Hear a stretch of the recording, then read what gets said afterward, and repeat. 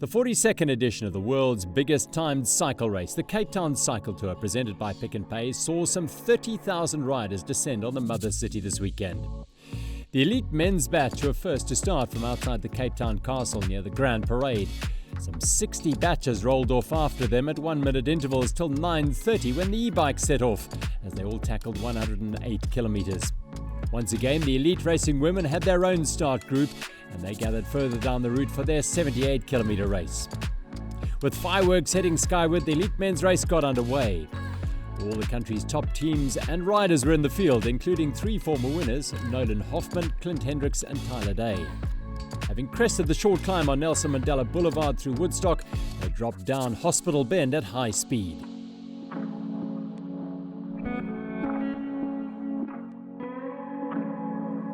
With the prevailing good conditions, there was an urgency in the big bunch. No one wanted to miss out on any potentially decisive breaks, but it was a long way out and way too early to worry about that for those looking to win this most prestigious title in the country. One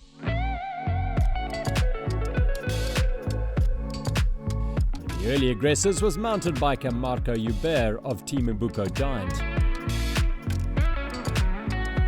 Spectacular sunrise over the Cape Peninsula was a prelude to a truly fantastic South African sporting day.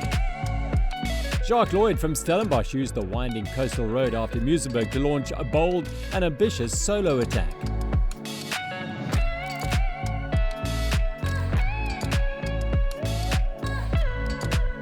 In the women's race, which started before the men, British triathlete Emma Pallant had launched a very early attack, and she had Hazel McGill for company initially.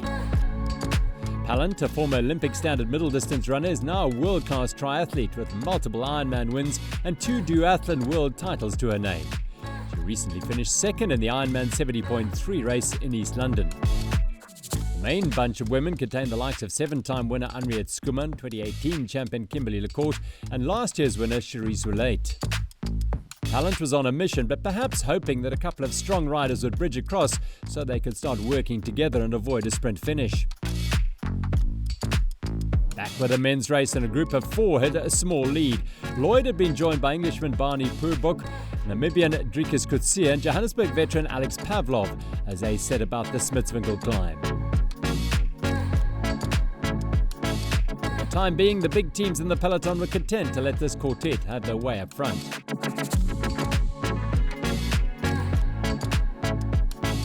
They were working well, taking turns on the front to try and increase their advantage, which, as they skirted the Cape Point Nature Reserve, was around a minute. On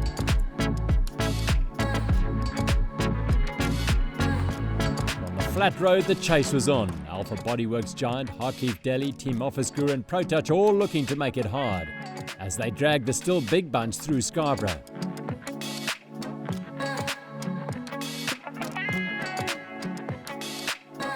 The break of 4 was in the midst of Misty Cliff. Seattle Coffee's Pavlov up front, Lloyd of Specialized Coetzee and Purboek together.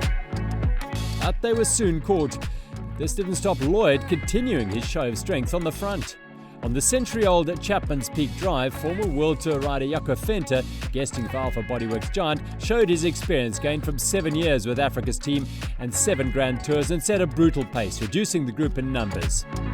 Descending into Hout Bay, there were 13 survivors, including Venter and teammate Jakob van Rensburg, 3 riders from Office Guru and a couple of ProTouch men. In the women's race, Emma Pallant was like a woman possessed as she led the race down past Llandudno.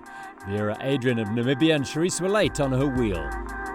In the sprint through Sea Point and 3 Anchor Bay and onto Helen Suzman Boulevard, 19-year-old under-23 national champion Francis Janssen van Rensburg and Adrian went long. Roulette was in third. And Cherise timed her sprint to perfection as she burst through to take the win just ahead of Janssen van Rensburg and Cape Town's Hayley Preen. It was her 5th win since 2008 and came in her 21st consecutive Cape Town Cycle Tour, and an emotional Roulette dedicated it to her good friend Jill Bezuidenhout.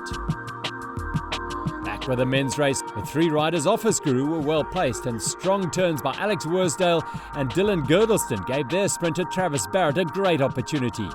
And in the frantic charge for the line, it was the 20-year-old Barrett from Edenvale who just pepped 2016 winner Hendricks and Jay Julius of Team ProTouch on the line to take the win. The racing elites were done and dusted well before the majority of the riders had set off on their journey around the Cape Peninsula. The Cape Town Cycle Tour is truly an extraordinary event. Quintessentially South African, it draws thousands of riders from around the country and around the world to take on this challenge. Starting out in 1978, Bill Malrear and John Stegeman organised the big ride-in to draw attention to the need for cycle paths in Cape Town. 500 riders took part then. That now is about the size of one of the 62 batches that started this year's race. For many, it's become an annual pilgrimage. For others, it's the only bike race they do all year, as they pedal slowly but steadily through the traffic-free roads, being encouraged and cheered on by the people of Cape Town and enjoying some truly breathtaking views. 4 riders have not missed a cycle tour since 1978. Stephen Stefano, Gareth Holmes and 2 men in their 80s, Louis Duval and Neil Bramwell, all finished again on Sunday.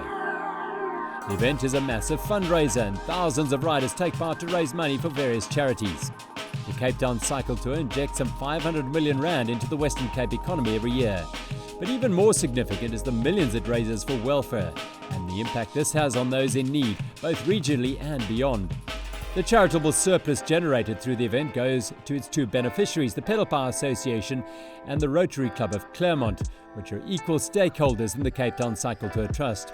They share around 9 million rand of the proceeds between them annually, which is used to uplift communities in need. A key area of current focus for the Rotary Club of Claremont is investing in early childhood development projects. Other projects include training for teachers in Swakopmund in Namibia and the Included Food Garden Project, an initiative driven by the Rotary Club of Sea Point.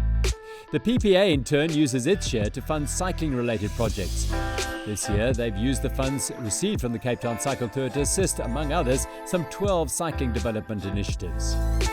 Of course, the weather can and often is a factor in the event.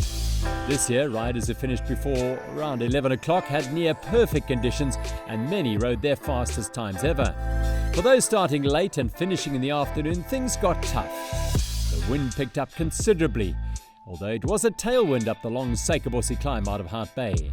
And for the first time in many years, there was rain on the route, all of which made for a tough day on the bike for many of the late finishers. But regardless of when they finished, the vast majority of riders had an absolute blast on the 2020 Cape Town Cycle Tour and no doubt will already be making plans for year 43 in 2021.